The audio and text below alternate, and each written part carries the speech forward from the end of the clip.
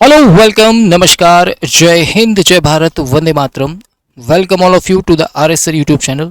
And yes, लेकर आ गए हैं आप सभी के लिए अभी हाल ही में जो CDS का एग्ज़ाम कंडक्ट हुआ है और जिन एस्पिरेंट्स ने जी तोड़ मेहनत की है टीम RSR के साथ मिलकर, उन सभी के लिए फाइनली ये वीडियो आ चुका है जिसके थ्रू हम पूरे पेपर की एनालिसिस और पूरे पेपर का हमारे पढ़ाए हुए कंटेंट में से कितना कंटेंट आप लोगों के लिए यूज़फुल रहा, जिसके बिहाफ पर आप लोग अपना सिलेक्शन सिक्योर कर पाए।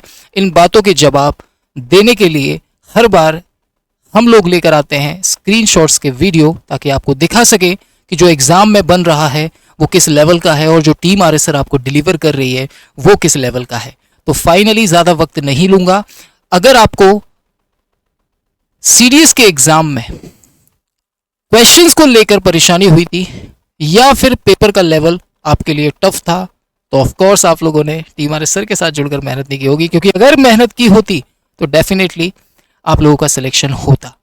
तो उन्हीं बातों के जवाब देने के लिए ये वीडियो मैं लेकर आया हूं, जिसमें मैं आपको बताऊंगा कि कंप्लीट CDS के 100 क्वेश्चंस में से आउट ऑफ कितने ऐसे क्वेश्चंस थे जो हमारे कंटेंट से रिलेट करते थे, जिनके बिहाफ पर अगर पूरी शिद्दत से आप लोगों ने टीम RSR के साथ हमारे उड़ान बैच को जुड़कर प्रिपरेशन की थी, तो नो डाउट आपको काफ़ी ज़्यादा बेनिफिट मिला होगा। लास्ट में मैं आपको बताऊंगा कि ओवरऑल पेपर का लेवल क्या था। लास्ट में मैं आपको बताऊंगा कि एक्चुअली में इस बार के CDS के एग्ज़ाम पैटर्न की स्ट्रेटजी क्या थी, एग्जामिनर आपसे क्या करवाना चाह रहा था, और इस बार क्या कट ऑफ पॉसिबली हमारे सिलेक्शन के लिए ज़रूरी हो सकता है। तो वीडियो को अंत तक ज़रूर देखिएगा if you are preparing for CDS exam, right.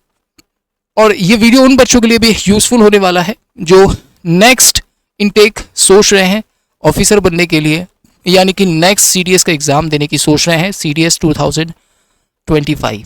तो ये आप सभी के लिए काफ़ी ज़्यादा बेनिफिशियल होगा अगर आप इस वीडियो को देखते हैं, और इस वीडियो के थ्रू आप लोगों को ये जानकारी मिलेगी कि किस तरीके से और किस लेवल पे हम लोग क्वेश्चंस करवाते हैं और कितने लेवल का क्वेश्चंस का कंटेंट हमारे एग्ज़ाम में फंसता है। उससे पहले आप सभी को बताना चाहूँगा कि हमारा शौर्य बैच लॉन्च हो रहा है upcoming CDS, NDA, FCAT foundation या फिर SSB के लिए। 18 सितंबर को इसका अनाउंसमेंट है। पूरी टीम आप लोगों के लिए एक सरप्राइज लेकर आ रही है। तो जो एस्पिरेंट्स अगर नेक्स्ट CDS, FCAT या फिर NDA या फिर कोई भी इनमें से एग्ज़ाम्स की प्रिपरेशन अगर करना चाहता है हमारे साथ जुड़कर, तो उन सभी का मोस्ट वेलकम रहेगा। 18 सितंबर को अपने नियर एंड डियर तक ये मैसेज ज़रूर कम्युनिकेट कीजिएगा कि हमारा नेक्स्ट न्यू बैच आप लोगों के लिए लॉन्च होने वाला है। तो चलिए बातों में वक्त ज़ाया नहीं करते, सबसे पहले मैं बात जो करूँगा पेपर की वो होगा हमारा CDS का सेट A। जी हाँ, सेट A है। एक्चुअली में तो चारों सेट सेम थे, लेकिन परेशान होने वाली कोई बात नहीं थी। मैं क्वेश्चन पिक करके लाया हूं, जिसमें सबसे पहला क्वेश्चन क्लास से आप लोगों के सामने है। ये 40 नंबर का क्वेश्चन था, जो मैंने अपनी क्लास में DPP में भी ये क्वेश्चन करवाया था और प्रैक्टिस में भी मैंने ये क्वेश्चन डिलीवर किया था। हमारे उड़ान बैच के DPPs आपको नोट्स बैच में मिल जाएंगे, चाहो तो जाकर आप उन्हें चेक कर सकते हो और देख सकते हो। क्वेश्चंस में कोई भी फर्क नहीं है, एकदम एज इट इज़ क्वेश्चंस देखने को मिला है। और जैसा कि मैंने आपको बताया, ये हमारे DPPs का क्वेश्चन है और इसे हमने प्रैक्टिस क्लास में भी डिस्कस किया था। नेक्स्ट क्वेश्चन जो आप देखेंगे वो आपको देखने को मिलेगा LCM SCF से। LCM SCF की अगर मैं बात करूं तो बहुत अच्छे से मैंने इसका कॉन्सेप्ट बताया था कि अगर पावर के फॉर्म में कोई एक्सप्रेशन गिवन होता है तो उस केस में HCF कैसे फाइंड आउट करते हैं, उसके लिए हमने डायरेक्ट यहाँ पर कॉन्सेप्ट डिस्कस किया था बच्चे। ये रहा वो कॉन्सेप्ट जो मैंने आपको बताया था कि 4 की पावर 65 - 1 और 4 की पावर 25 - 1 का अगर हमें HCF कैलकुलेट करना है तो किस तरीके से हम कैलकुलेट कर सकते हैं। इस क्वेश्चन का आंसर 511 आया था। मैंने इसका complete paper review, paper solution आप लोगों के लिए इसी YouTube प्लेटफॉर्म पर अपलोड किया था जिस दिन एग्ज़ाम था। उसके बाद बात करते हैं। देखिए, ओवरऑल पेपर की अगर मैं बात करूं तो देखिए CDS UPSC कंडक्ट कराता है, और सबसे बड़ी चीज़ अगर एज इट इज़ सारे के सारे क्वेश्चंस रिपीट होने लगे तो एक तो आप लोगों की काबिलियत का इससे अंदाज़ा नहीं लगेगा, दूसरा क्वेश्चन का एग्जामिनर मेकअप करेगा ही करेगा, क्योंकि बिना मेकअप के आप अगर ये सोचें कि आपको एज इट इज़ क्वेश्चंस मिल जाए तो इट्स नॉट पॉसिबल बच्चों। क्योंकि अगर क्वेश्चन का मेकअप नहीं किया और जो हमने पढ़ाया और एज इट इज अगर आपको वहीं पर मिल जाए, तो फिर इसमें आपका एफर्ट क्या लगा, आपकी काबिलियत क्या, व्हाट अबाउट योर काबिलियत। तो सबसे ज़रूरी चीज़ यही है कि जो कॉन्सेप्ट आपको पढ़ाया जाता है क्लास में, चीज़ें उससे बाहर कभी नहीं जाती, कभी भी नहीं जाती।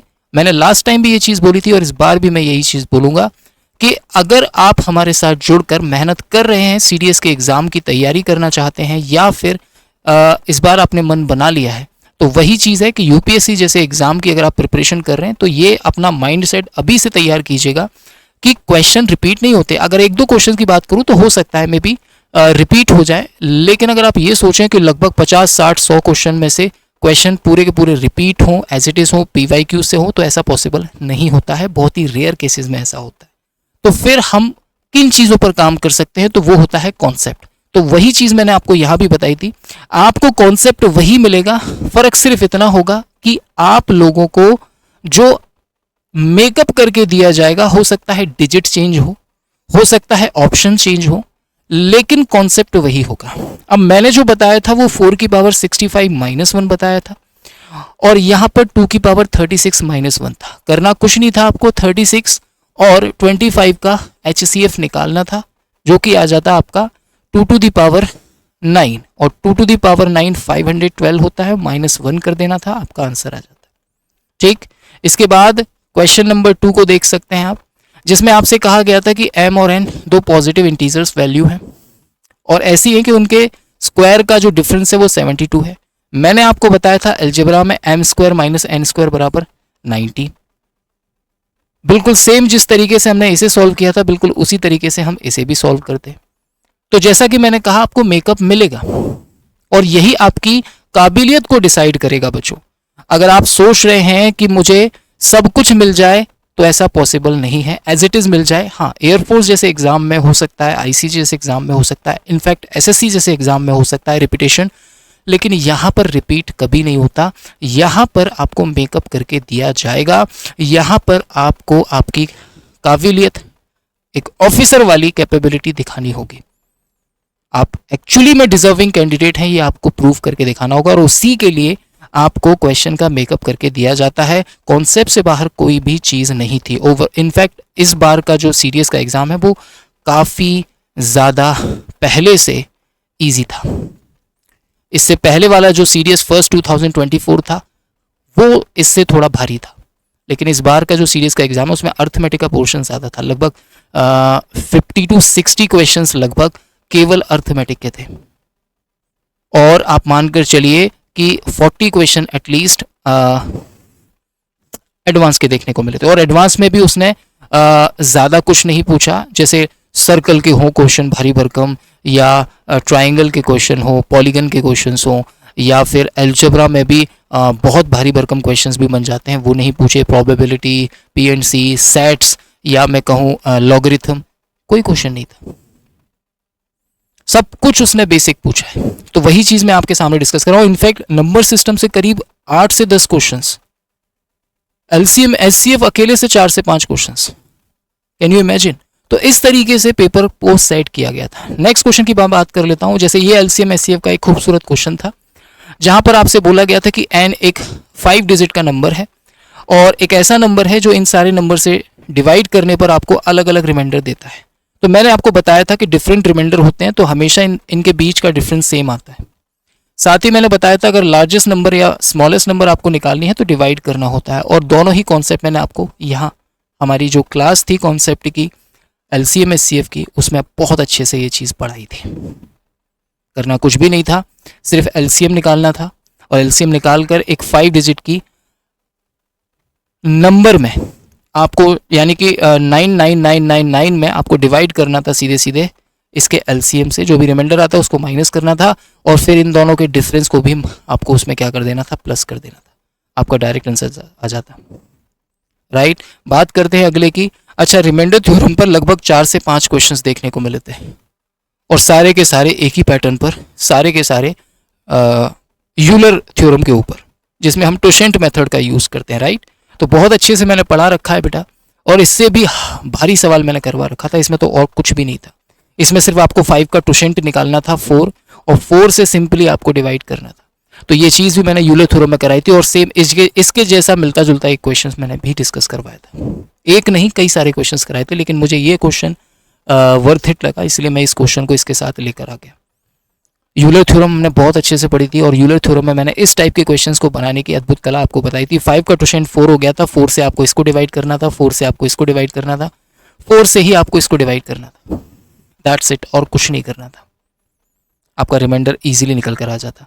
सेम पैटर्न पर एलसीएम एचसीएफ से एक और क्वेश्चन था, जिसमें आपको बोला गया था कि n एक 11 का सबसे स्मॉलेस्ट मल्टीपल है, और इन सारे नंबर से डिवाइड करने पर 5 रिमाइंडर देता है। तो आपको पहले एलसीएम फाइंड आउट करना था लाइक दिस, और उसके बाद सीधे सीधे आपको 5 ऐड कर देना था। फिर ये भी देखना था कि 11 का मल्टीपल है या नहीं, तो उस केस में फिर आपको 11 से डिवाइड करना था। तो 7th मल्टीपल जब आप करते 180 आपका एलसीएम आ जाता, और फिर उसका आप 7th मल्टीपल निकालते जो कि आता 1260, और फिर आपको 5 रिमाइंडर बचाना था, तो 5 और आप इसमें ऐड कर देते, नंबर आ जाता 1265। तो सेम इसी पैटर्न पर मैंने सवाल करा रखा है। मैंने फिर कहा आपसे, वही चीज़ मैं बार बार कह रहा हूँ, और वही चीज़ मैं अभी कह रहा हूँ कि आपको इस बात को समझना होगा कि मेकअप तो होगा, क्वेश्चन में डिजिट चेंज होगी, लैंग्वेज हो सकता है घुमा दे, लेकिन तरीका वही रहेगा, कॉन्सेप्ट वही रहेगा। इसीलिए मैं बोलता हूँ सीडीएस हमेशा कॉन्सेप्ट पर काम करता है। एसएससी सीजीएल की अगर मैं बात करूं तो वहां पर ट्रिक से आप उड़ा सकते हो। और हाँ, एक और इम्पोर्टेंट बात, सीडीएस में लगभग 40 से 50% क्वेश्चंस ऐसे होते हैं जो आप वाया ऑप्शंस उड़ा सकते हो। मैं बताऊंगा आपको आगे पॉलिनोमियल्स के या फिर अलजेब्रा के जो कुछ क्वेश्चंस होंगे, या ट्रिग्नोमेट्री के जो क्वेश्चंस होंगे, वो आप वाया ऑप्शन या फिर हिट एंड ट्रायल से निपटा सकते हो, कोई दिक्कत वाली बात नहीं थी, राइट। तो इस क्वेश्चन का हमारा आंसर आया था डी फॉर दिल्ली, ठीक है। ये भी देख लो, एलसीएम एचसीएफ पर लगातार 2 क्वेश्चन आपको देखने को मिले, एक ये क्वेश्चन और एक ये क्वेश्चन, दोनों ही एलसीएम एचसीएफ पर बेस क्वेश्चंस थे। अभी और आगे भी मिलेंगे। ये क्वेश्चन देख लीजिए आप, क्लास में मैंने ये क्वेश्चन करा रखा है, और क्लास में, और ये इसी पैटर्न पर बेस क्वेश्चन है। और मैंने अच्छे से बताया था कि लास्ट टर्म और फर्स्ट टर्म बचती है, बीच के सारे टर्म्स कट जाते हैं। तो सिंपली हमने वही चीज़ यहाँ पर करनी थी। यहाँ पर लास्ट टर्म बचेगी √9 माइनस का √9, और यहाँ पर बचेगी लास्ट टर्म प्लस का √196। ये हो जाएगा 3 माइनस का, और ये हो जाएगा 40, आंसर आ जाएगा 11। कुछ भी नहीं था इस क्वेश्चन में, सेम इसी पैटर्न पर करवा रखा है, रैशनलाइजेशन पर बेस मैंने क्वेश्चन। नेक्स्ट अगर मैं बात करूं आप लोगों से, ट्रेन का एक शानदार क्वेश्चन था, जिसमें एक्स एक ट्रेन थी जो एक प्लेटफॉर्म पर खड़े आदमी को 24 सेकंड में क्रॉस कर रही थी, और वाई पर खड़े एक पर्सन को 18 सेकंड में क्रॉस कर रही थी। अब आपस में एक दूसरे को कितनी देर में क्रॉस करेंगी, तो इसी सेम पैटर्न पर मैंने क्लास में भी क्वेश्चन करा रखा है। आप देख सकते हैं 2 ट्रेन है जिनकी इसमें स्पीड्स का रेशियो आपको पहले से दे रखा था, ऑपोजिट डायरेक्शन में चल रही है। एक पोल को एक 4 सेकंड में पार कर रही है और एक 6 सेकंड में पार कर रही है। बस इसमें रिवर्स पूछ लिया था, इसमें दोनों को एक दूसरे को पार करने में जो टाइम लगेगा वो पूछा था, और यहां पर आपको दिया है, यहां पर स्पीड्स का रेशियो दिया था, यहां पर पूछा गया था। रिवर्स क्वेश्चन है, सिर्फ यहां पर स्पीड्स का रेशियो पूछा है, और यहां पर आप देख पाएंगे यहां पर दिया है, यहां पर आपको दोनों एक दूसरे में कितनी देर में पार करेंगे वो यहां पर क्या बोलते हैं दिया था, यहां पर वही पूछा था। तो थोड़ा बहुत आपको देखने को मिलेगा ऊपर नीचे, लेकिन पैटर्न वही होगा, कॉन्सेप्ट वही होगा। ये देखिए एक और क्वेश्चन, बड़ा ही खूबसूरत सा क्वेश्चन था। अरे ये क्या कर दिया मैंने, cot theta sin theta, okay. ये भी सेम उसी पैटर्न पर है। आपको बोला था x² minus P x minus Q के जो रूट हैं वो m/n/p/q क्या है, नॉन जीरो वैल्यूज हैं, और कौन कौन से कथन सही हैं। एक्चुअली में ये गलत है। तो यहां पर भी मैं वही बात कहूंगा आप लोगों से, रूट वाले मैंने सारे अलजेब्रा में करा रखे थे। आपको अगर रूट दिए गए हैं एक क्वाड्रेटिक इक्वेशंस के, तो आपको मालूम होना चाहिए था यहाँ पर अल्फा प्लस बीटा की वैल्यू -b/a, और अल्फा इंटू बीटा की वैल्यू c/a के बिहाफ पर आप इस सवाल को आसानी से बना सकते थे। आगे इस जैसे एक और सवाल है, वहां पर मैंने स्क्रीनशॉट लगाया, शायद यहाँ पर मैं भूल गया। नेक्स्ट बात कर लेते हैं मैक्सिमम वैल्यू की। भाई साहब, मैक्सिमम वैल्यू और मिनिमम वैल्यू मैंने निकालना बहुत अच्छे से सिखा रखी थी। उसके बाद बात करता हूं आप लोगों से, देखिए ये क्वेश्चन देखिए और ये क्वेश्चन देखिए, सेम पैटर्न पर ही बेस क्वेश्चन है, दोनों में ही हम हिट एंड ट्रायल का यूज कर सकते हैं। आपको अल्फा और बीटा की वैल्यू को यहाँ पर 45 पुट करना था, आपका काम हो जाता। राइट। सेम इस क्वेश्चन में भी हमने 45 ही पुट किया है और आसानी से आप आंसर निकाल सकते थे। अच्छा, ये वाला क्वेश्चन अगर ध्यान से देखो तो क्वेश्चन नहीं कराया लेकिन इसका कॉन्सेप्ट बता रखा है मैंने कि 50 और 50 है, यहाँ पर किस हिसाब से एंगल चेंज होंगे। ये रहा आपके सामने एक question, cot 40 upon tan 50 minus 1/2 cos 35 upon sin 55। बड़े आसानी से आप इस क्वेश्चन को बना सकते हैं ASTC के कॉन्सेप्ट से, एंगल चेंज कॉन्सेप्ट जो मैंने पढ़ाया था। करना कुछ नहीं था, tan 50 को sin 50 अपॉन cos 50 और cot 50 को cos 50 अपॉन sin 50 के फॉर्म में कन्वर्ट करना था। देन आपको करने की कुछ जरूरत नहीं थी, सीधे सीधे आप उन क्वेश्चंस को बना सकते थे और इसको भी बना सकते थे। तो उस केस में पॉजिटिव की अगर बात होती तो हम यहां पर देखते कि ये नेगेटिव आया होता तो ये पॉजिटिव हो जाता। फर्स्ट स्टेटमेंट करेक्ट था, सेकंड वाला गलत था। ठीक है, कहां से? इस कॉन्सेप्ट से। जब आप इसे कन्वर्ट करेंगे to sine theta cos theta sine 2 theta का फॉर्मूला लगेगा, ऊपर cos 2 थीटा का फॉर्मूला लगेगा, ऊपर वाला माइनस cot 100 के फॉर्म में कन्वर्ट हो जाएगा और नीचे वाला माइनस cot 50 में कन्वर्ट हो जाएगा, राइट। और सीधे सीधे आप इस कॉन्सेप्ट का यूज कर सकते थे और आंसर दे सकते थे। अब इस क्वेश्चन की अगर मैं बात करूं तो यहां पर भी मैंने बहुत अच्छे से बता रखा था, √3 की वैल्यू tan 60 के बराबर होती है, तो इसको 60 के बराबर कर देंगे। सेम इसी पैटर्न पर मैंने क्वेश्चन कर रखा है, tan θ1 plus θ2 is equal to √3 और θ1 माइनस θ2 बराबर 2 अपॉन √3। कुछ भी करने की जरूरत नहीं थी, बहुत आसानी से हमने इस क्वेश्चन का आंसर दे दिया बच्चों। ऐसे यहाँ पर देखिए tan alpha minus beta 1 upon √3 दिया था, यहाँ पर 2 अपॉन √3 दिया था। तो अल्टीमेटली तरीका वही है, चीज नहीं है। लोगों को लगता है कि नया है, कुछ नया कुछ नहीं है, वही चीज है जो आपको पढ़ाई गई थी। जैसे मैंने आपको बताया था, सिंपली वही अप्लाई करेंगे हम लोग। ये मैंने आपको ट्रिग्नोमेट्री की प्रैक्टिस क्लास में बताया था और जो हमने खासकर नोट्स बैच में DPP दिए थे उसमें से बहुत क्वेश्चन एज इट इज छपे हैं। बात करते हैं नेक्स्ट की, तो बड़ा सिंपल सा क्वेश्चन था, कुछ भी नहीं करना था। आप देख सकते हैं दोनों क्वेश्चन सेम पैटर्न पर बेस्ड थे और आप देख सकते हैं आसानी से आप इन क्वेश्चंस का आंसर दे सकते हैं। चाहे तो हिट एंड ट्रायल भी लगा सकते थे और चाहे तो इस कॉन्सेप्ट के थ्रू बस इसका अंदर इनटू करके भी निकाल सकते थे, सेम इस तरह से जिस तरह यहां पर मैंने किया है। नेक्स्ट, अच्छा ये बड़ा इंटरेस्टिंग क्वेश्चन था, 64 की पावर समथिंग और यहां पर 16 है। मुझे पता है जब 8 और 8 ऐड होंगे तभी 16 मिलेगा, और 8 कब बनेगा? 64 जब पावर 1/2 हो। जी सर, तो सेम इसी पैटर्न पर मैंने एक क्वेश्चन कराया था सर्ट्स एंड इंडाइसिस में, 5 की पावर √x प्लस 12 की power √x is equal to 30, जहां पर हमने √x को बोल दिया था 1/2। ये सर्ट्स एंड इंडाइसिस में कराया हुआ क्वेश्चन है कॉन्सेप्ट क्लास में। तो इस बिहाफ पर आप इसका आंसर निकाल सकते थे, sin square theta is equal to 1/2 हो जाता और sin थीटा की वैल्यू 1/√2 यानी 45 आ जाती, और जैसी 45 आ जाती आप डायरेक्ट जो भी आपसे पूछा है वो निकाल सकते थे। ये 45 1 1 2 आंसर आ जाता। नेक्स्ट क्वेश्चन देखिए ये वाला, यहाँ पर cosec theta minus cot theta आपको m दे रखा था, तो इसका रिवर्स क्या होगा? 1/m, यानी cosec theta plus cot theta, same ये। तो ये चीज़ में भी मैंने आपको बहुत अच्छे से बताई थी, देख सकते हैं आप। इस पर सवाल भी मैं आपको करा रखे ट्रिग्नोमेट्री की क्लास में, कॉन्सेप्ट क्लास में कराए ये सवाल, बहुत अच्छे से कराए, प्रैक्टिस की तो बात बहुत दूर की है। ठीक है, नेक्स्ट क्वेश्चन देख सकते हैं आप, ये एक हाइट एंड डिस्टेंस का खूबसूरत क्वेश्चन मैंने कॉन्सेप्ट क्लास में कराया था और DPP में मैंने नोट्स बैच में इस तरह का क्वेश्चन दिया था। बस यहाँ पर हेलीकॉप्टर घूम रहा था और यहाँ पर एक बंदर है। कहाँ है? बंदर है क्या? अरे सॉरी, बंदर वाला क्वेश्चन तो आगे। एक नदी है, नदी के विपरीत किनारे पर 2 बिंदु है P और Q। इस क्वेश्चन में विवाद था लेकिन इस क्वेश्चन को करने का तरीका सेम था। ठीक है, इस तरीके से ये नदी थी, दोनों तरफ 2 पॉइंट थे और एंगल आपको ये अल्फा दे रखा था, ये बीटा दे रखा था। बस आपको इस एंगल और इस एंगल को बराबर करके सॉल्व करना था, लेकिन इसका कोई भी आंसर मैच नहीं कर रहा था। लेकिन आप देख पा रहे हैं h cot x minus h, इस तरह के सवाल भी मैंने बहुत सारे करा रखे, बहुत प्यार से, राइट। नेक्स्ट की बात कर लेते हैं हम। एक ट्राइंगल दिया था, ABC 60 डिग्री है, AD आपको बोला गया था। ये ट्राइंगल का एक लल्लू पुच्चू सा सवाल था जिसमें एरिया कैलकुलेट करना था। बड़े प्यार से हमने इस तरह का क्वेश्चन इसकी प्रैक्टिस क्लास में डिस्कस किया था। एज यू कैन सी, यहाँ भी हमने एरिया कैलकुलेट किया है, यहाँ भी हमने एरिया कैलकुलेट किया है। नेक्स्ट क्वेश्चन देख लीजिए, यहाँ पर आपको मिनिमम वैल्यू निकालनी थी। मैंने बहुत अच्छे से अलजेब्रा में ये सारी चीज़ें बता रखी हैं आपको। अगर आपको x की वैल्यू निकालना है तो आप या तो इसका यूज़ कर लें या फिर अल्फा प्लस बीटा और अल्फा इंटू बीटा निकाल लें। उसके बाद आपको P प्लस Q और P इंटू Q की वैल्यू मिल जाएगी, सो दैट आप इसकी मिनिमम वैल्यू भी कैलकुलेट कर सकते हैं। मैं फिर कह दूं, आप लोगों को इस बार हम और एडवांस लेवल पर प्रिपेयर करवाने वाले हैं, चाहे फिर वो NDS हो, CDS हो, क्योंकि हर बार हम पेपर का रिव्यू करते हैं, हर बार पेपर का सॉल्यूशन करते हैं, हर बार आपके लिए पेपर का स्क्रीनशॉट लेकर आते हैं, जिसका उद्देश्य होता है हमें भी एग्ज़ाम के लेवल का, एग्ज़ाम की स्ट्रेटजी का, एग्ज़ाम के क्वेश्चंस का, एग्ज़ाम की डिफ़िकल्टी का हमें पता लगता रहे, सो दैट आप लोगों को भी कोई परेशानी ना हो और उस हिसाब से हम लोग आपको कंटेंट अपडेट करके देते रहें।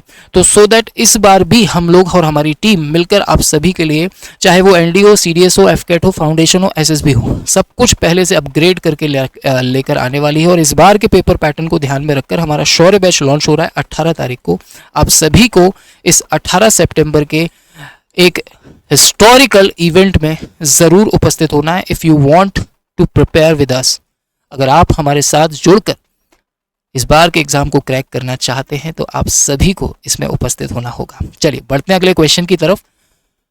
यहां पर बोला था एकल अंकी मतलब सिंगल डिजिट वाली नंबर्स का यूज करके जो कि प्राइम हो 4 डिजिट की लार्जेस्ट और स्मॉलेस्ट के बीच का सम बताना था, और मैंने आपको नॉर्मल नंबर के बीच का सम और स्मॉलेस्ट और लार्जेस्ट नंबर जो नॉर्मल नेचुरल नंबर्स के बीच का सम निकालना बताया था। बस यहाँ पर मैंने नॉर्मल नंबर्स की बात की थी तो सिंपली आपको 1 2 3 4 जैसी नंबरों का यूज़ करना था, लेकिन यहाँ पर पहले ही बोल दिया कि भैया प्राइम नंबर है, तो आपको प्राइम नंबर का यूज़ करके 2 नंबर बनानी थी, एक लार्जेस्ट और एक स्मॉलेस्ट, और सीधे सीधे उनका सम कर देना था, आंसर आ जाता है वही चीज़ है जी। नेक्स्ट ये देखो रिमाइंडर थ्योरम का एक और क्वेश्चन। 3 की पावर 255 को 28 से डिवाइड करना था, और मैंने पढ़ा रखा था आपको, देखो आप 29 की पावर 45 को 28 से डिवाइड करो, 45 की पावर 49 को 46 से डिवाइड करो, 49 की पावर 49 को 8 से डिवाइड करो, ये सारी चीज़ें मैंने पढ़ाई थी, राइट। नेक्स्ट पर आ जाइए। अच्छा ये क्वेश्चन है, 9 का डिविजिबिलिटी रूल लगाना था और कह रहे थे रिमाइंडर 0 है, रिमाइंडर 0 है, तो आपको बस ये पूछा गया था कि x की वैल्यू क्या रही होगी, सो दैट रिमाइंडर 0 आ जाए। तो सीधे सीधे आपको 9 का रूल लगाना था। यहाँ पर देखिए जो 3 का होता है वही 9 का होता है, सेम पैटर्न पर आप 9 का रूल लगाते कैसे, 9 का इसमें डिवाइड करते आ जाता 1 की पावर 97, इसमें लगाते 1 की पावर 54 आ जाता, x एज इट इज़ रहता, 1 एज इट इज़ रहता, 1 1 1 हो गया 3 + x। अब अगर आप चाहते हो कि 9 से कट जाए तो x की वैल्यू क्या रखोगे आप, 6 ही तो रखोगे, ये आ गई x की वैल्यू। तो वही सेम पैटर्न यहाँ था, वही सेम पैटर्न यहाँ था। ये देख लो ट्राइंगल का एक शानदार क्वेश्चन, सिमिलरिटी का एक शानदार क्वेश्चन।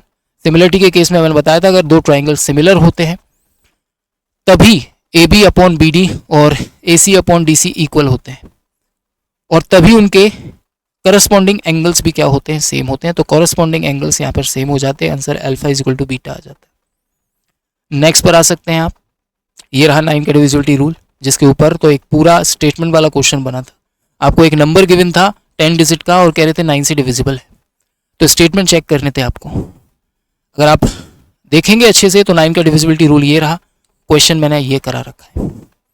9 का डिविजिबिलिटी रूल अप्लाई करके आपको बस ये पता करना था a + b 9 से डिविजिबल होगा, हाँ जी सर बिल्कुल होना चाहिए, तभी ये पूरा नंबर भी डिविजिबल होगा 9 से। बट ये स्टेटमेंट गलत था, क्योंकि a और b कुछ भी हो सकते हैं, ज़रूरी नहीं कि a अगर ऑड है तो b भी ऑड लेना पड़ेगा, इट्स नॉट कंपलसरी। आप खुद देखिए ना, अगर a + b 9 से डिविजिबल है तो इस केस में आप वो क्या बोल सकते हैं, अगर a को मैं ऑड लूँ तो क्या ज़रूरी है कि b को भी ऑड लेना पड़ेगा। देखो एक और 8 ले सकते हैं, 9 से डिविजिबल हो जाएगा, इसीलिए सेकंड स्टेटमेंट इसका गलत हुआ था। नेक्स्ट अलजेब्रा का एक शानदार क्वेश्चन जिसके ऊपर मैंने पूरी कहानी आपको बयां की थी, सारी ट्रिक्स भी बताई थी, ट्रेडिशनल तरीके से भी करा रखा है। आपको कुछ नहीं करना था, बस बोथ साइड इसे स्प्लिट करना था 8 + 1/8 में, और इसे करना था 27 + 1/27, सो दैट यहाँ x की वैल्यू मिल जाती है आपको, क्योंकि ये x + 1/x का होल क्यू का फॉर्मूला बन जाता है। तो x + 1/x की वैल्यू आ जाती 2, और वहाँ पर यहाँ पर x की वैल्यू आ जाती 2 और यहाँ पर y की वैल्यू आ जाती 3। सीधे आपको 2 3 जा 6 कर देना था, आंसर आ जाता। ये तो इससे भी आसान है, मैंने तो सारे केस बता रखे थे। नेक्स्ट पर आते हैं। देखो अगेन नंबर सिस्टम का क्वेश्चन है, 11x + 5y बोल रहे हैं, ओवरऑल क्या है, प्राइम है, और आपको मालूम होना चाहिए प्राइम नंबर वो होते हैं जो केवल और केवल खुद से और एक से कटते हैं, मैंने अच्छे से बता रखा है। 1 से 100 तक के सारे प्राइम नंबर भी मैंने लिख कर दिए थे। आपसे इसकी लोएस्ट वैल्यू पूछ रहे थे। लोएस्ट वैल्यू कब होगी? जब x और y दोनों लोएस्ट होंगे। और x और y को अगर लोएस्ट लेना है तो क्या ले सकते हैं आप? अगर आप 1 1 लेंगे तो प्रॉब्लम हो जाएगी, 1 2 लेंगे तो आपको लेने पड़ेंगे। 1 और 2 ले सकते हैं, 1 और 3 ले सकते हैं, 1 और 4 ले सकते हैं। प्रॉब्लम भी है कि जब आप 1 और 4 लेंगे तो 5 और 20 और 11 31 हो जाएगा। आंसर आ जाएगा सी। आपको मिनिमम लेनी है क्योंकि आपको पता होना चाहिए कि प्राइम नंबर होती क्या है। तो ये देख लो क्वेश्चन, हिट एंड ट्रायल से होने वाला क्वेश्चन। ये क्वेश्चन भी हिट एंड ट्रायल वाला था। आपसे बोल रहा था कि ये राइट एंगल ट्राइंगल है। अच्छे से देखो, अगर राइट एंगल ट्राइंगल है तो पी क्यू आर को जो आपका मन करे वो मान सकते हैं। तो मैं मान लेता हूं 3 4 5 ले लेता हूं और यूज करिए आप यहां पर इस कॉन्सेप्ट का। और मैंने राइट एंगल ट्राइंगल में भी ये चीज बता रखी थी आपको कि राइट एंगल ट्राइंगल की जो साइड होती है ऑलवेज पॉजिटिव होती है। तो भैया आंसर इसका ए आना था, कोई दिक्कत ही नहीं थी। नेक्स्ट क्वेश्चन को आप देख सकते हैं बच्चों। वेन डायग्राम पर बेस्ड क्वेश्चन मैंने करा रखे थे परसेंटेज में। ये देखिए और ये देखिए, ये देखिए भाई साहब और ये देखिए भाई साहब। ये रहा एक क्वेश्चन, आपको एक ट्राइंगल की बात कर रहा था जिसकी साइड्स आपको गिवन थी। एक राइट एंगल ट्राइंगल था, ये देखो राइट एंगल ट्राइंगल, ये देखो राइट एंगल ट्राइंगल, ये देखो राइट एंगल ट्राइंगल। एक डीपीपी का है, एक कॉन्सेप्ट क्लास का है और एक प्रैक्टिस क्लास का क्वेश्चन है। नेक्स्ट पर आ जाते हैं। एप्लीकेशन ऑफ एलसीएम एचसीएफ से डायरेक्ट क्वेश्चन बना था। आपको नंबर दे रखे थे n और n+10, एचसीएफ गिवन था, एलसीएम पूछा था। ये देखो, हमें पता होना चाहिए कि एलसीएम और एचसीएफ का जो प्रोडक्ट होता है वो हमेशा नंबर के प्रोडक्ट के इक्वल होता है। हमने लगा दिया और आंसर आना है। कुछ भी नहीं था क्वेश्चन के अंदर, बस आपको ये बताना था कि एक्स की कितनी वैल्यू पॉसिबल हो सकती है। तो इसके लिए आपको पता होना चाहिए कि जब आप दो नंबर्स का इंटू करते हैं इज इक्वल टू में 10 इंटू एक्स के बराबर होता है। अब अगर आपको एक्स की वैल्यू चाहिए तो आप खुद देखो ना कि ये क्या बन रहा है। ये क्वाड्रेटिक इक्वेशन बन रही है और क्वाड्रेटिक इक्वेशन जहां बनती है उसके कितने सॉल्यूशन होते हैं? 2। तो आंसर आ जाता है इसका 2। तो आपको ये बात समझनी होगी बच्चों, पेपर का लेवल इस बार बहुत कम है पहले से। आप अगर फर्स्ट 2024 का सीरीज का क्वेश्चन पेपर उठा के देखेंगे ना, आपको खुद समझ में आएगा। मैं तो ये मानकर चल रहा था कि 40% अर्थमेटिक होगा, 60% एडवांस होगा, लेकिन इस बार सारी गलतफहमियां मिट गई। तो जिन बच्चों ने अर्थमेटिक पर फोकस ज्यादा किया होगा ना, डेफिनेटली उन बच्चों को कोई परेशानी नहीं हुई होगी और वो इस बार सिलेक्शन ले लेंगे। पर हो सकता है कि अर्थमेटिक ज्यादा आने के चक्कर में शायद कुछ बच्चों की अच्छी प्रिपरेशन हो, दैट्स वाई उनने स्कोर अच्छा किया हो, पेपर में अच्छे क्वेश्चंस अटेम्प्ट किए हो, तो इस कारण हो सकता है कट ऑफ चला जाए हाई। तो 60-65 अप्रॉक्स क्वेश्चंस एटलीस्ट होने चाहिए, कम से कम 60 से 65 क्वेश्चंस आपके होने चाहिए, तभी चीजें काम की बनेंगी। Right, okay. नेक्स्ट क्वेश्चन की बात कर लेते बच्चों। नेक्स्ट क्वेश्चन आप लोगों के सामने था और ये क्वेश्चन भी एक बहुत प्यारा क्वेश्चन था जिसमें पॉलिनोमियल्स का एचसीएफ निकालना था और यहाँ भी मैंने बता रखा है आपको पॉलिनोमियल का एचसीएफ निकालना। उसके बाद ये जिसके जो रूट्स थे वो इक्वल थे, इक्वल रूट के केस में मैंने आपको बता रखा था कि क्या कंडीशन बनती है, सीधे सीधे आप इसे सॉल्व कर सकते थे। और उसके बाद अगर मैं बात करूं एलिगेशन पर, डायरेक्ट एक क्वेश्चन बना था। मैंने एलिगेशन पूरा का पूरा एक टॉपिक पढ़ाया था और इससे भी भारी भरकम क्वेश्चन मैंने करा रखे थे। यहाँ तो सिर्फ रेशियो पूछा था। उसके बाद ये क्वेश्चन एक हाइट एंड डिस्टेंस का मैंने पढ़ाया था बच्चों को, जिसमें यहाँ पर एक बंदर चढ़ रहा है, यहाँ पर एक हेलीकॉप्टर चल रहा है। बस यहाँ पर आपसे स्पीड पूछी थी, हाँ, और यहाँ पर भी स्पीड आपसे पूछी। आप देखिए जरा, हाइट एंड डिस्टेंस में एक से ही मिलता जुलता एक क्वेश्चन बनाया था कि एक हेलीकॉप्टर ऊपर उड़ रहा है, यहाँ पर एक बंदर चल रहा है। आपको यहाँ पर टाइमिंग दे रखा था, यहाँ भी टाइमिंग दे रखा था। बस यहाँ पर इस बंदर की स्पीड पूछी थी, यहाँ पर हेलीकॉप्टर की स्पीड पूछी थी। तो थोड़ा बहुत तो मेकअप होता है बेटा। ये देख लीजिए क्वेश्चन, आपको रिमाइंडर पूछा था, सेम इसी पैटर्न पर देखो। एक क्वेश्चन ये रहा, एक क्वेश्चन ये रहा, करा रखे। एक कॉन्सेप्ट क्लास में, एक प्रैक्टिस क्लास में कराया था और एक डीपीपी में दिया था करने के लिए सॉल्यूशन के साथ, आप देख सकते हैं। ये देखिए एक और क्वेश्चन, और ये तो सिंपल ट्रिक के ऊपर बेस्ड क्वेश्चंस था। आपको बोला गया था कि 80 मीटर लंबाई के खंबा है जिसके तल पर स्थित है। खंबे का आधार पी पर 2 बिंदु दे रखे थे आपको इस तरीके से, और आपसे कहा जा रहा था कि पी ए की वैल्यू 64 है और पीवी की वैल्यू जो है वो 36 है। तो मैंने आपको इसमें 2 केस बताए थे, एक तो ये केस था और एक ये वाला केस था। जब आपको ये वाली डिस्टेंस ए दी जाती है और ये पूरी वाली डिस्टेंस बी दी जाती है, तो डायरेक्ट ये चीज आप निकाल सकते हैं। इफ अगर ये थीटा और ये 90 माइनस थीटा हो, अगर ये दोनों एंगल कॉम्प्लीमेंट्री हो और ये आपको गिवन हो, तो हाइट जो होती है वो रूट ए बी होती है। और वही चीज यहाँ पर दे रखी थी। ये 64 दी थी, 36 दी थी। तो अल्फा और बीटा का सम 90 डिग्री रहा होगा। डायरेक्ट ट्रिक से आया क्वेश्चन क्लास की, राइट। ये क्वेश्चन था एक पॉलिनोमियल पर जिसमें आपको भागफल पूछा गया था, क्वोशिएंट पूछा गया था, और मैंने आपको क्वोशिएंट निकालना बहुत अच्छे से सिखाया था। उसके बाद बात कर लेते हैं राइट एंगल ट्राइंगल की। आप देख पा रहे होंगे बच्चों, ये राइट एंगल ट्राइंगल की बात हो रही है, तो राइट एंगल ट्राइंगल में भी आप अच्छे से देख लीजिए, सारी चीज़ें वहीं से रिलेटेड है जो आप देख पा रहे हैं। उसके बाद मैं बात करता हूँ, अगेन एक और क्वेश्चन था, ट्राइंगल से ज़्यादा क्वेश्चंस बने थे इस बार, और सारे बेसिक सबसे ज़्यादा राइट एंगल ट्राइंगल पर बने थे। यहाँ पर आपको सिर्फ आपका पेरीमीटर निकालना था, बहुत अच्छे से बता रखा है आपको पेरीमीटर कैलकुलेट करना, इन रेडियस कैलकुलेट करना, सर्कम रेडियस कैलकुलेट करना, अगर हाइट निकालनी है तो वो कैसे कैलकुलेट करते हैं, सारी चीज़ें बता रखी थी। ये डायरेक्ट हेरोइन फॉर्मूले पर बेस्ड क्वेश्चन था, मैंने बहुत अच्छे से बता रखा था, क्योंकि दो साइड इक्वल है, आप चाहे तो हेरोइन फॉर्मूला लगा सकते हैं और चाहे तो आप डायरेक्ट आइसोसेलेस ट्राइंगल का फॉर्मूला लगा सकते हैं एरिया कैलकुलेट करने के लिए। उसके बाद ये मैंने बताया था, याद कीजिए भाई साहब, अगर आपको ग्रुप डाटा दिया है तो उसका मीडियन कैसे कैलकुलेट करना है, डायरेक्ट फॉर्मूला बताया था, सीधी वैल्यू पुट करनी थी और एक क्वेश्चन सॉल्व करके भी दिखाया था। बहुलक के लिए मैंने डायरेक्ट बताया था आप लोगों को कॉन्सेप्ट कि सीधे सीधे आप बहुलक के लिए इस फॉर्मूले का यूज़ कर सकते हैं और डायरेक्ट आप बहुलक निकाल सकते हैं। आपको इसका अगर सॉल्यूशन देखना है तो मैंने सॉल्यूशन भी वीडियो के फॉर्म में बना के अपलोड कर रखा है, आप जाकर उस वीडियो को भी देख सकते हैं, जिसमें कंप्लीट पूरे पेपर का सॉल्यूशन मैंने विद इन 2 आवर करके दिया है 100 के 100 क्वेश्चंस का, राइट। ओके, ये एक क्वेश्चन था, अगेन ये क्वेश्चन भी राइट एंगल ट्राइंगल से ही था, सेम पैटर्न पर जो मैंने आपको बताया। अगला ये क्वेश्चन था सेम, और एक हाँ ये आया है सर्कल के ऊपर बेस क्वेश्चन। सर्कल के ऊपर बेस क्वेश्चन के लिए डायरेक्ट मैंने प्रॉपर्टी बता रखी थी आप लोगों को, बस फर्क इतना था कि यहाँ पर एक ए बी कॉर्ड दे रखी थी, तो आपको पता है कॉर्ड के केस में एंगल 90 डिग्री का बनता है।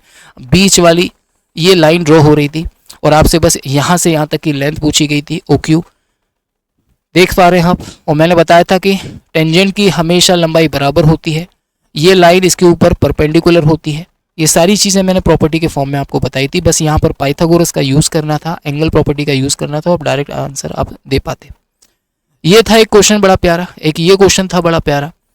उसके बाद मैं बात करता हूँ कुछ स्टेटमेंट वाले जो क्वेश्चंस थे, बहुत प्यारे प्यारे क्वेश्चंस थे। टाइम एंड वर्क पर एक सीधा सीधा क्वेश्चन बना था, आपको टाइम एंड वर्क पर क्वेश्चन दे रखा था, कह रहे थे एबीसी एक साथ काम को कितने दिन में करेंगे। फर्स्ट स्टेटमेंट में बोला था कि दोनों मिलकर 24 दिन में करते हैं, और सेकंड वाले में बोला था दोनों मिलकर 36 डेज में करते हैं। और फिर आपसे बोल रहा था कि कौन सा स्टेटमेंट्स की ज़रूरत है, क्या केवल फर्स्ट काफ़ी है या सेकंड काफ़ी है आंसर देने के लिए क्वेश्चन का। तो मैंने आपको अच्छे से बताया कि आपको कितनी क्वेश्चंस की ज़रूरत पड़ती है किसी भी चीज़ का आंसर देने के लिए। उसके बाद मैंने आपको बताया था जहाँ पर अगर रूट्स आपके इक्वल होते हैं या कॉमन होते हैं या यूनिक होते हैं या इन्फानाइट होते हैं तो उस केस में कंडीशन क्या बनती है, आपको इसके रूट अलग निकालने थे, इसके रूट अलग निकालने थे, फिर उनसे डिसाइड करना था, राइट। उसके बाद मैंने आपको बताया था, मैंने आपसे कहा भी था कि नंबर सिस्टम में इस डिविजिबिलिटी पर क्वेश्चन बनेगा ही बनेगा, और देखो बन गया। 327 की पावर n और 173 की पावर n 500 से डिविजिबल है अगर n ऑड हो या अगर n इंटीजर हो। आप देख पा रहे हैं मैंने डायरेक्ट बता रखा है, ये चीज क्वेश्चन भी इसके ऊपर करा रखे हैं। ये देखिए परसेंटेज का एक खूबसूरत क्वेश्चन, 20% पेट्रोल में प्राइस में इंक्रीमेंट हो गया, सो दैट कंजप्शन को कितना डिक्रीज किया जाए। देखिए आप, मैंने आपको बताया था कि प्राइस और कंजप्शन एक दूसरे के इन्वर्सली प्रोपोर्शनल होते हैं अगर एक्सपेंडिचर क्या हो, सेम हो। ये प्रॉपर्टी मैंने आपको पहले ही बताई थी परसेंटेज में, बहुत अच्छे से आप देख पा रहे होंगे, उसी पर आंसर देना था। ये स्टेटमेंट भी गलत था, ये स्टेटमेंट भी गलत था, दोनों में से किसी की जरूरत नहीं थी उस क्वेश्चन का आंसर देने के लिए। ये देखिए एक और क्वेश्चन प्यारा सा, रेशियो इन प्रोपोर्शन से। आपको इनकम का रेशियो दिया था, फर्स्ट स्टेटमेंट में सेविंग का दिया था, सेकंड वाले में एक्सपेंडिचर का दिया था। तो मैंने आपको कैलकुलेट करना बहुत अच्छे से बताया था, जब आपको इनकम का रेशियो दिया जाए, सेविंग अगर अलग अलग हो तो कैसे कैलकुलेट करते हैं, और सेविंग अगर डिफरेंट हो तो कैसे कैलकुलेट करते हैं, अगर सेम हो तो क्या करेंगे और डिफरेंट हो सेविंग तब क्या करेंगे। देख सकते हैं आप, बहुत अच्छे से बताए थे मैंने सारे क्वेश्चन, और ओवरऑल हर एक चीज़ बेटा कॉन्सेप्ट से ही रिलेटेड है ना, कोई भी चीज़ अलग नहीं है। अगर आप ये चाहो कि एज इट इज़ क्वेश्चन आपको मिल जाए तो वो बेटा ज़्यादा से ज़्यादा एयरफोर्स या एसएससी में हो जाता है, वो भी 50-60% क्वेश्चन बस, इससे ज़्यादा नहीं, वो भी लास्ट 10 ईयर्स के। लेकिन सीडीएस में नहीं होता, सीडीएस में एक क्वेश्चन रिपीट नहीं होगा। ये बात मैं पहले दिन से चिल्ला रहा हूँ। हाँ, सारी चीज़ें कॉन्सेप्ट से रिलेट करेंगी, एक भी चीज़ कॉन्सेप्ट से बाहर नहीं होगी, इस बात की गारंटी है। वही इस बार भी हुआ है, कोई भी ऐसी चीज़ नहीं बोल सकते आप जो आउट ऑफ सिलेबस है, राइट। जैसे कि इस क्वेश्चन की बात कर लेता हूं मैं, तो इस क्वेश्चन को आप देख सकते हैं, आपको 5 लगातार नंबरों की बात कर रहा था जिनमें लार्जेस्ट और स्मॉलेस्ट नंबर आपको दी थी। मैंने आपको बताया था जब नंबर सक्सेसिव होते हैं तो एवरेज कैसे कैलकुलेट करते हैं, फर्स्ट और लास्ट का एवरेज क्या होता है, स्मॉलेस्ट और ग्रेटेस्ट का टोटल कितना होता है, या स्मॉलेस्ट और ग्रेटेस्ट का जो एवरेज होता है वही आपका एक्चुअल एवरेज होता है, ये भी बताया था। देखिए आप, सिंपल इंटरेस्ट में डायरेक्ट बेसिक कॉन्सेप्ट पर बेस्ड क्वेश्चन था जिसमें आपको अमाउंट कैलकुलेट करना था और आपको प्रिंसिपल, रेट और टाइम गिवन था। ये देखिए आप, ये क्वेश्चन एक परसेंटेज पर डायरेक्ट बेस्ड क्वेश्चन आया था, रिमेनिंग प्रोसीजर पर आधारित। ये देखिए रेक्टेंगल का बेसिक सा क्वेश्चन बिल्कुल। ये देखिए रिमाइंडर थ्योरम में शेषफल पर बेस्ड क्वेश्चन जिसमें आप देख पा रहे हैं टोशेंट मेथड का यूज़ करना था।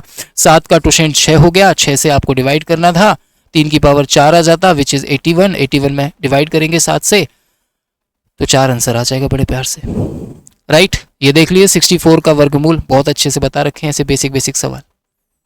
ये देखिए अगेन x की पावर n a की power m is always divisible जब m की सारी वैल्यूज़ के लिए।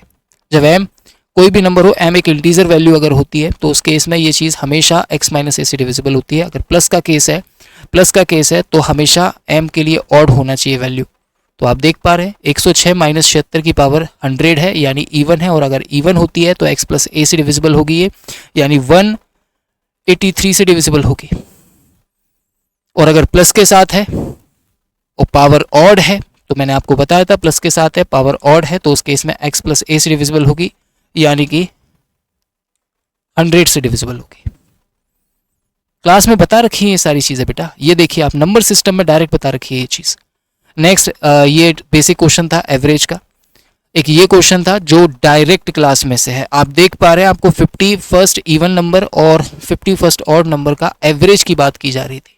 एज यू कैन सी, आप आसानी से देख सकते हैं बेटा, इवन का ऑड का मैंने डायरेक्ट एवरेज निकालना बताया था, कॉन्सेप्ट क्लास में भी बताया था और प्रैक्टिस में क्वेश्चंस भी करवाए थे। इसी तरह के क्वेश्चंस को इस बार मैं भी शामिल करने वाला हूं और इस बार हम स्टेटमेंट वाले क्वेश्चंस को और बढ़ाने वाले हैं। इस सौर्य बैच में आप हमारे साथ जुड़ सकते हैं और इसका पूरा फ़ायदा उठा सकते हैं। 18 सितंबर को देखना ना भूलिए, हमारा शौर्य बैच लॉन्च हो रहा है for upcoming NDA CDS AFCAT foundation और एसएससी के एग्जाम्स के लिए। नाउ यू कैन सी, ये क्वेश्चन डायरेक्ट क्लास में से है, डायरेक्ट क्लास में से बेस क्वेश्चन है बेटा। आपको 3 अलग अलग सम दे रखे थे, देख सकते हैं वाई स्क्वायर बराबर एक्स जेड, वाई स्क्वायर बराबर एक्स जेड, क्लास का क्वेश्चन। आपको केवल अमाउंट बराबर दे रखे थे। ये देखिए एक रेक्टेंगल का क्वेश्चन, ये देखिए एक ट्राइंगल का क्वेश्चन, ये देखिए एक मिक्सचर एलिगेशन का क्वेश्चन जिसमें बहुत अच्छे से मैंने मिक्स करना आप लोगों को सिखाया था, जिस भी रेशियो में चाहे, सेम रेशियो में, डिफरेंट रेशियो में मिक्सचर एलिगेशन की क्लास उठाकर आप देख सकते हैं, बहुत अच्छे से बता रखा था। बस यहाँ पर किस रेशियो में मिलाया जाए वो आपको दिया था, और जो दूसरा वाला मिक्सचर है उसका रेशियो आपसे पूछा था, रिवर्स पैटर्न था, थोड़ा बहुत तो मेकअप होगा बेटा। नेक्स्ट ये देख लीजिए आप, जिसमें आपको कोन, हेमीस्फीयर और सिलेंडर, इनकी रेडियस के इनके रेडियस इक्वल दे रखे थे और इनके वॉल्यूम्स का आपसे सम पूछा था। डायरेक्ट आपको कर रख रखे हैं ऐसे क्वेश्चंस, राइट। ये क्वेश्चन आप देख पा रहे हैं, इसके लिए मैंने डायरेक्ट कॉन्सेप्ट बताया था आप लोगों को, मैंने 2 नंबर के केस में बताया था, इसने 3 नंबर के केस में दे दिया। और ये भी एक प्रॉपर्टी है कि एक्स और वाई हमेशा 90 से इन दोनों नंबर्स का जो डिफरेंस होगा वो हमेशा 90 से डिविजिबल होगा। ये भी एक प्रॉपर्टी है, सेम इसी तरह जैसे ये एक प्रॉपर्टी थी जो मैंने क्लास में आपको बताई थी। ये पॉलीगन का एक सादा डायरेक्ट क्वेश्चन देखने को मिला है जिसमें आपको सारे इंटीरियर एंगल्स का सम दिया था, सारे एक्सटीरियर एंगल्स का सम दिया था, उनका रेशियो आपको गिवन था। आपको each interior angle find out करना था सो दैट आप इजीली इसे फाइंड कर सकते थे। ये देखिए एक और क्वेश्चन जो सेम उसी पैटर्न पर जो अलजेब्रा में आया था, मतलब एक ही पैटर्न पर इस बार एग्जामिनर ने लगभग 3-3, 4-4 क्वेश्चंस पूछे सेम पैटर्न पर। अब जैसे राइट एंगल ट्राइंगल पर लगभग 4-5 क्वेश्चंस थे सेम उसी पैटर्न पर, उसी सेम पैटर्न पर आपको रिमाइंडर थ्योरम के 4-5 क्वेश्चन मिलने वाले थे, ऐसे मिले थे क्वेश्चन। इसके अलावा आप एलसीएम एचसीएफ से देख लीजिए, इसके अलावा आप ये अलजेब्रा से देख लीजिए, सेम पैटर्न पर बेस्ड सवाल देखने को मिले हैं। एक ये क्वेश्चन था जो डायरेक्ट अभाज्य संख्या पर बेस्ड था, लगभग 10 से 12 क्वेश्चन नंबर सिस्टम से बने, 10 से 12 क्वेश्चन सिर्फ नंबर सिस्टम से। राइट। सेम पैटर्न पर आपसे बोला गया था 2 to the power n-1 के फॉर्म में और 2000 से डिविजिबल, 2000 से छोटी how many prime numbers are there, तो सीधे सीधे आप प्राइम नंबर निकाल सकते थे because you know very well what is prime number. ये भी मैंने बहुत अच्छे से बताई थी, केवल n की वैल्यूज आपको यहाँ पर चेंज करनी थी, 1 2 3 4 रखते जाना था तब तक जब तक आपको 2000 से छोटी प्राइम नंबर ना मिल रहे।